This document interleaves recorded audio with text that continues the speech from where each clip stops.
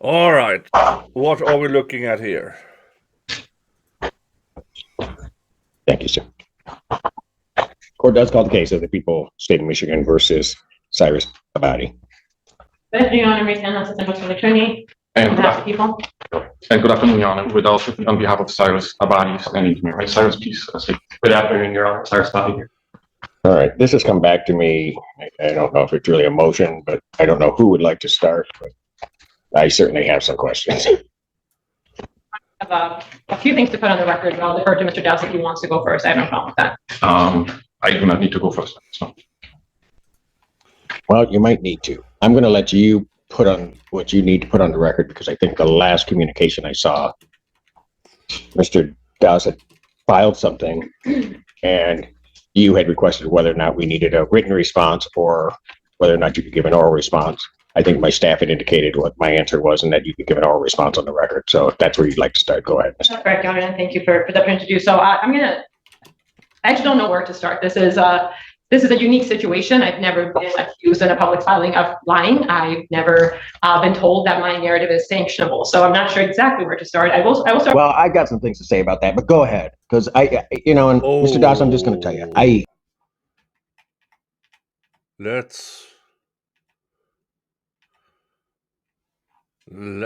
you had requested whether or not we needed a written response or whether or not you could give an oral response. I think my staff had indicated what my answer was and that you could give an oral response on the record. So if that's where you'd like to start, go ahead. That's correct, Your Honor, and thank you for the opportunity to do so. I actually don't know where to start. This is a unique situation. I've never been accused in a public filing of lying. I've never been told that my narrative is sanctionable. So I'm not sure exactly where to start. I will start. Well, I got some things to say about that, but go ahead. Because and Mr. Dawes, I'm just going to tell you, I don't expect attorneys to necessarily like each other. I don't even care whether they like each other.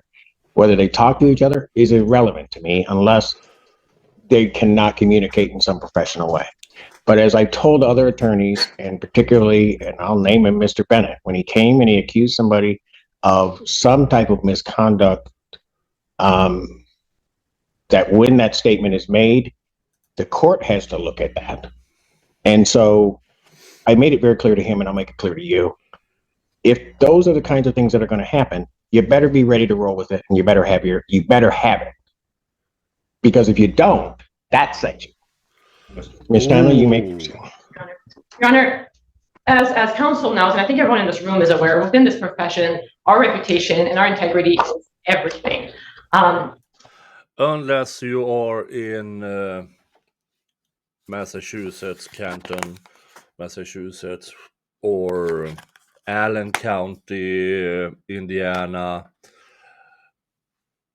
The folks, there are a lot of prosecutors who don't give two shits on a straw about their reputation. Let's just say that. But Judge Simpson, he has a tight courtroom. He runs the show.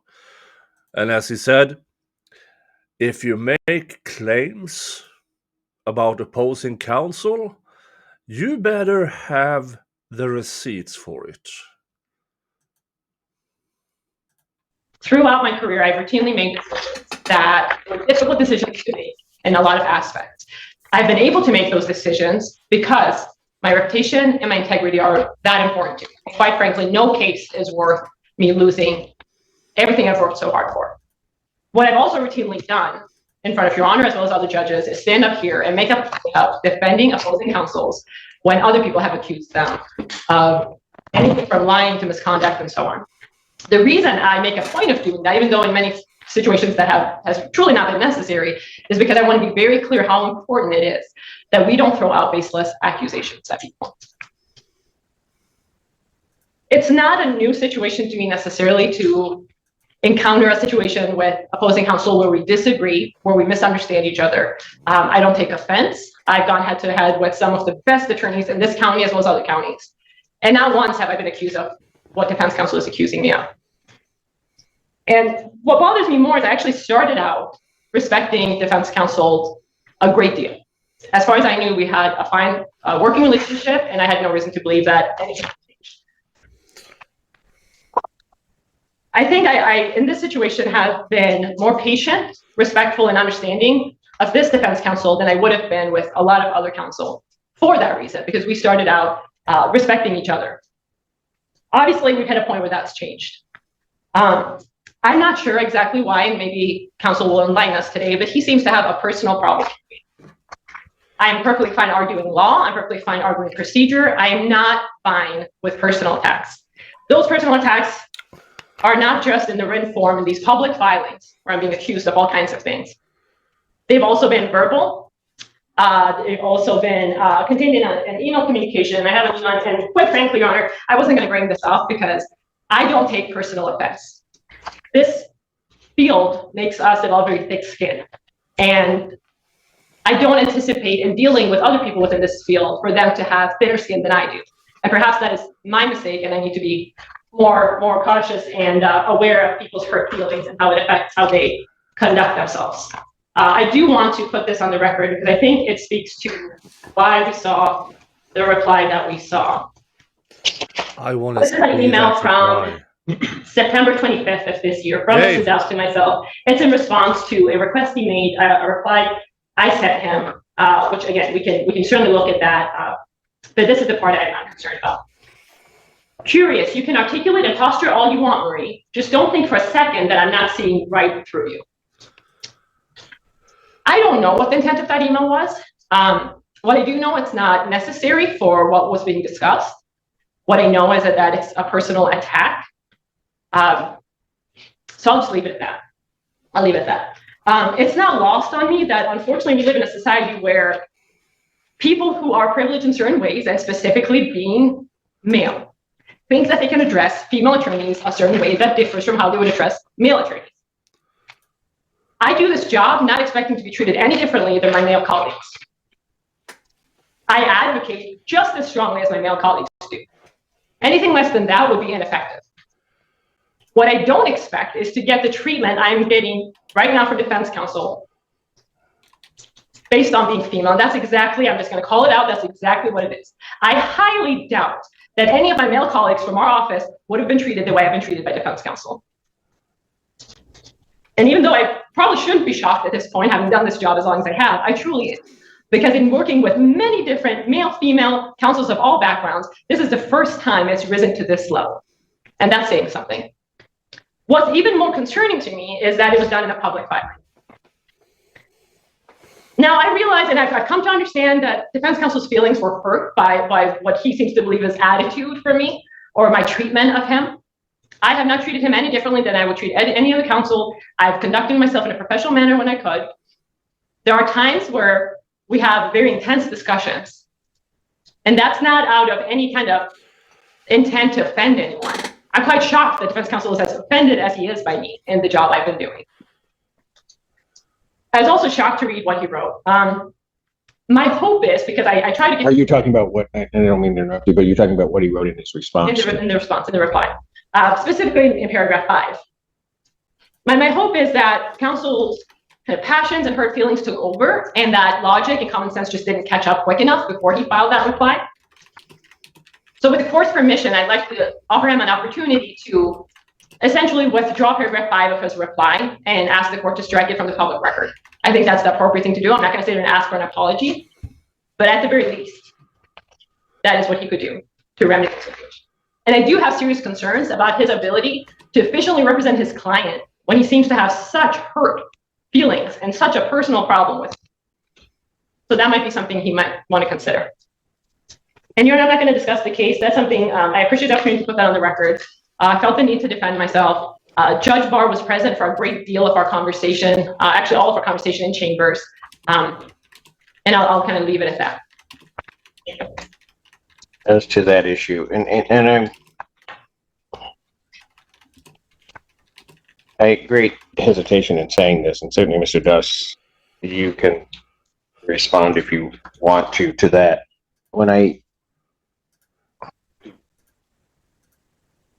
Let me just say this before you respond.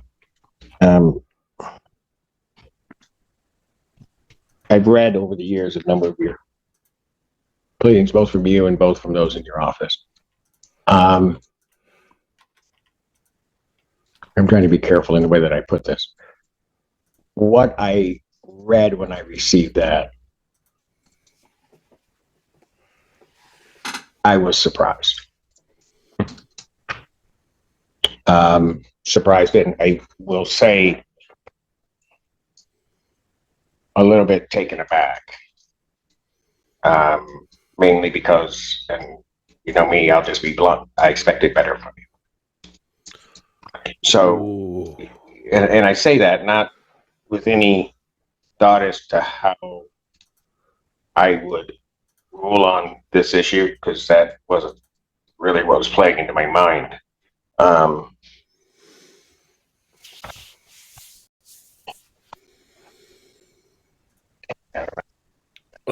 Just expected better.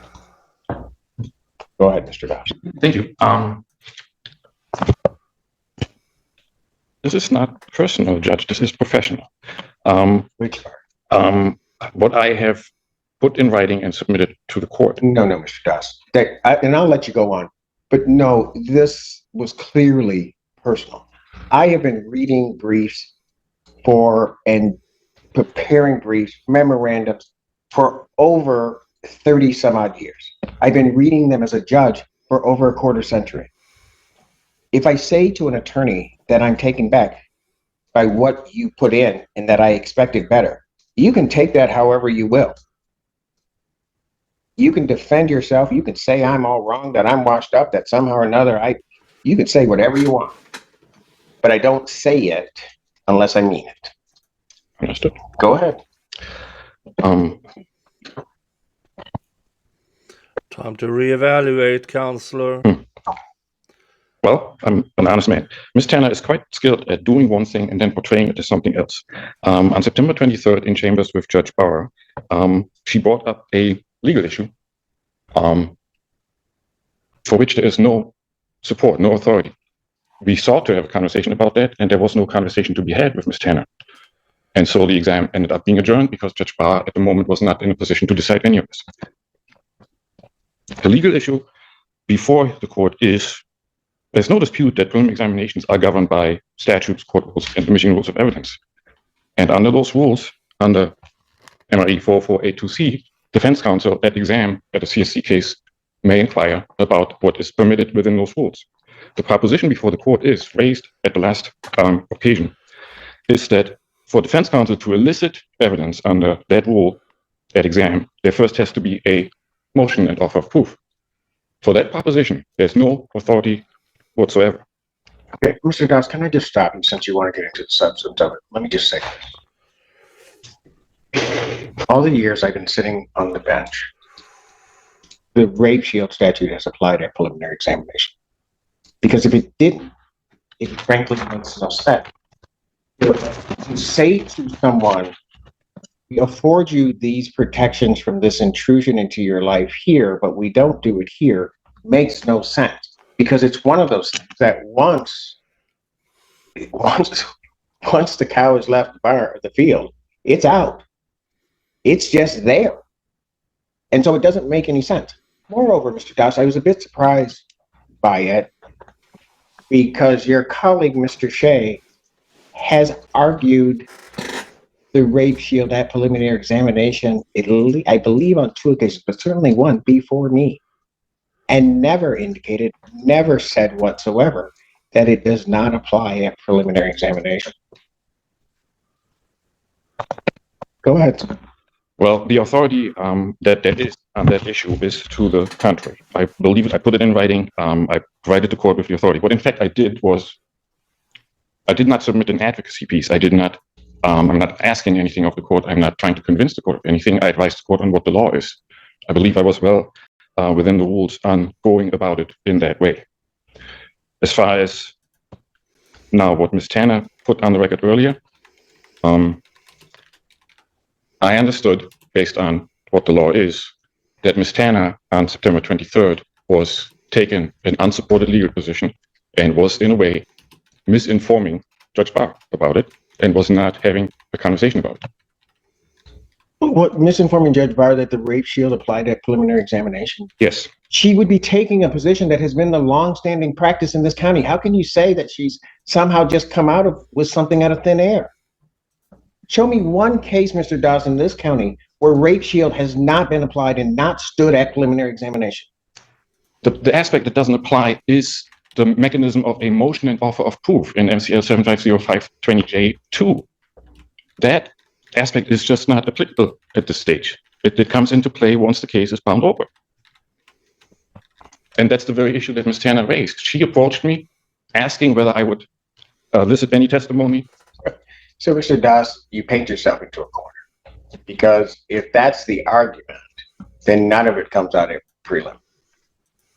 Because the judge at prelim is the gatekeeper of all of that. And so what would actually end up happening is none of it would come in, ever. And then you go ahead and just make your argument in, circuit court. Well, I understand we disagree on what the applicable law is on the issue. I did put it in writing. It is published. Oh, but I'm talking about two different things, Mr. Doss. I'm saying if you're indicating that the doctrine of rape shield and the protections that it afford do not apply at prelim, then the judge, quite frankly, has the option of not hearing that testimony. Plain and simple. And then I just don't let it in. If I'm handling it, I don't let it in. And then you're going to have to deal with it as you want to deal with it in circuit court, which you won't get it in there. If what the court describes were so, then the court would at that moment disallow the admission of relevant evidence under the court rules. It's irrelevant. Somebody's past sexual history is irrelevant. I could just say that and I'm done. Not with the defendant. Pardon? That's what the law says. That's what the court rule says, not with the defendant. That is not what the rule is. So, if I can go back once more.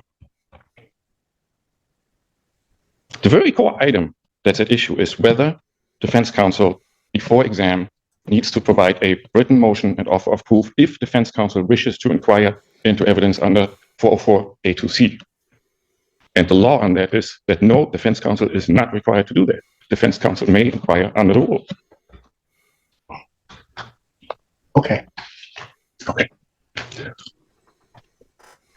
And if the judge says, I need a motion before you do it, what do you then answer? I would ask the judge, what is the legal basis for making that requirement? And the judge is going to say, because I said so.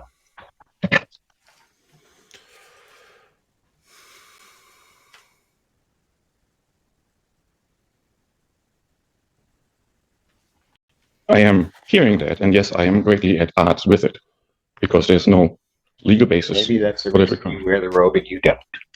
Oh! Oh! Oh! All right. I did submit in writing what I know the law to be, and I stand by that.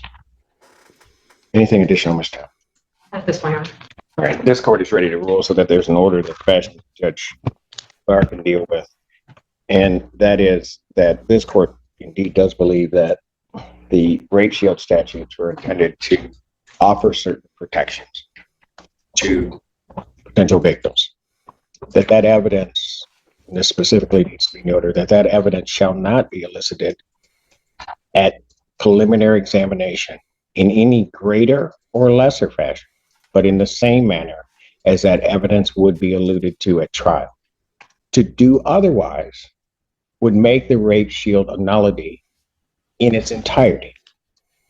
And so therefore, that evidence will not be allowed until such time as the court has had an opportunity to see what evidence is proffered at preliminary examination, is going to be proffered at preliminary examination. Tanner, you will prepare the order. I will sign off, and that is the ruling of the court.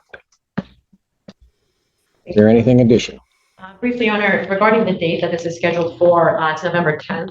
I will likely be in trial unless it resolves starting on November 10th. So I was going to see if the court had alternative dates. Well, the November 10th date is Judge Barr's preliminary exam date, I do believe.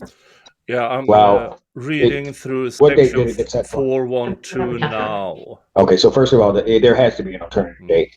One of the things that occurred, Go through it. and I don't know if on the scheduling of this, preliminary examinations that week because of Veterans Day, which did not get caught. Normally it would have been Tuesday the 11th. It may have gotten moved to the 10th. However, Judge Barr is not available on the 10th. So the judge that would be available on the 10th is Judge Balvo, but this has been already submitted and he's got some work into it in terms of Judge Barr.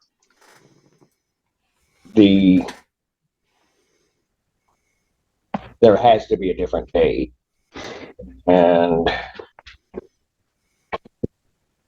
I apologize for interrupting. I was just informed that our witnesses would be available on November 25th, if that's not available.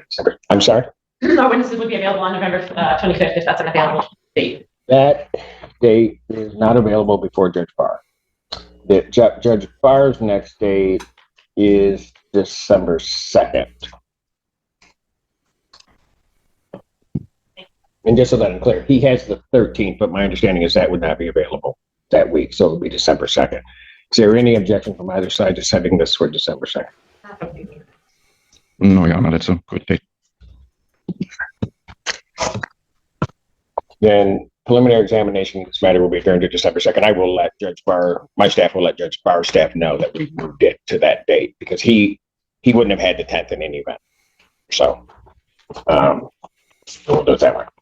Anything else? No, Your Honor. Thank you. Thank you. Ooh, that was intense. Now, there will always be disagreements of law, statutes, and stuff like that, but to, in filing, accuse the prosecutor of lying,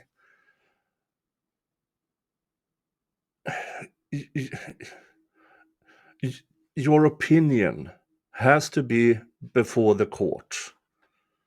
You just don't call a prosecutor a liar unless it's a blatant lie. He could have checked with his colleagues before he wrote that motion. Folks, what do you think about this? And I would assume that most of them would have said, oh no, do not write a motion in effect. It might be good, feel good to write it, but oh my God, if it backfires. Then what just happened here happens. Now, what is this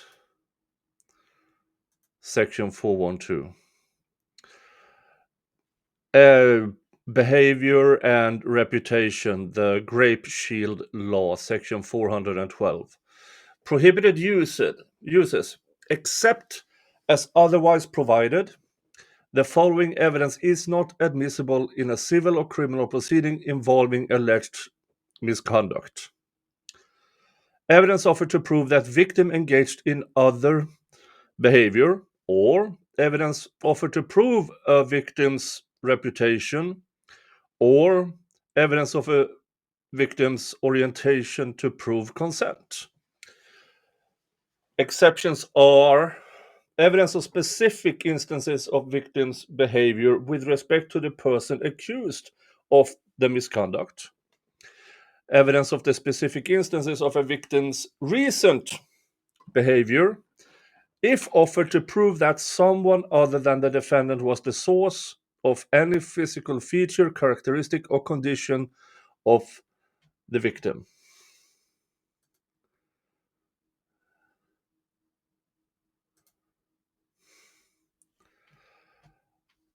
And evidence whose exclusion would violate the defendant's constitutional rights.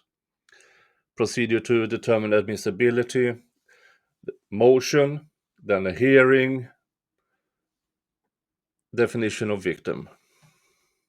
So what the defense attorney argued about was, according to him, this law does not allow the Shield Law to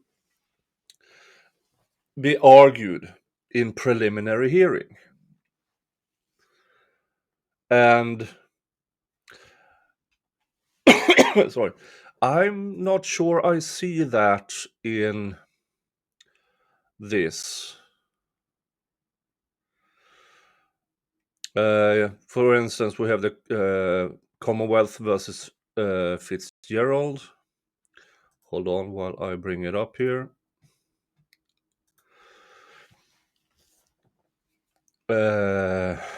Commonwealth versus Fitzgerald. The policy rationale for this, Commonwealth versus Joyce. The grape shield statute is principally designed to prevent defense counsel from eliciting evidence of the victim's promiscuity as a part of a general credibility attack. So now we know what this case is about. We know the line of defense from the defense attorney is to attack the alleged victim. And then you go through the subsections. They use Joyce, a lot of case law here, which all talks about trial. Now this, according to Judge Simpson, also applies to preliminary hearings. Because if it doesn't, it kind of loses its bite once at trial. So I wish I had Dave here, who is a practicing attorney in Michigan, because this is Judge Simpson is a judge in Michigan. But my initial interpretation is that I agree with Judge Simpson that if this shield law, unless via motion, via motion, and then a hearing, and then it has to be applied, this shield law. Either the judge can say, no, you can't do this, or they might determine, yes, you can. I have no information about the specifics of this case.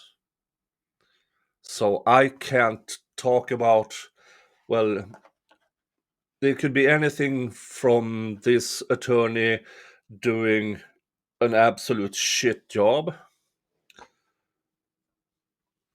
all the way to the other side of the spectrum that, Your Honor, this is the 19th time this same person has made this allegation. I have no idea. But just looking at the law as it is written, even though it specifically mentions trial, not pre-trial hearings or stuff like that, it's under the judge's discretion. And in this county, and I assume more counties in Michigan, they apply it the same way. Which goes back to this attorney. You should have talked to your colleagues first. You really should have talked to your colleagues first. All right, let's see now if Judge Simpson has gone live for today. He has not. Okay.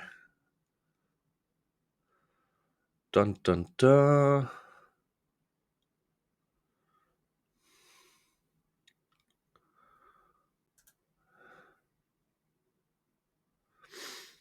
We can jump over to Judge Aaron Gaither. Or Gauthier, if he's French. Out of...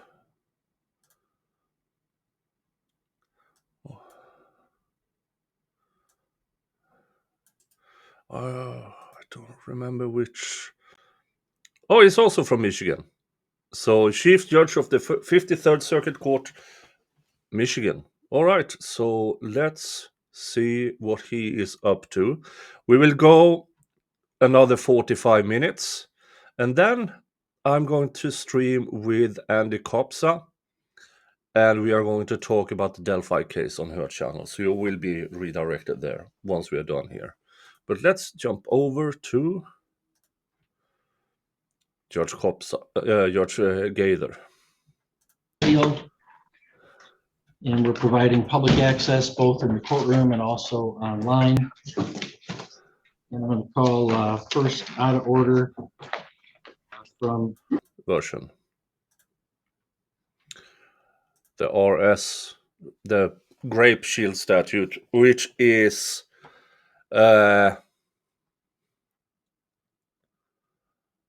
limits the admission into evidence of all a complaint's past conduct or reputation for conduct. So yeah, it's the same in Michigan. It's basically the exact same wording as well. Yeah.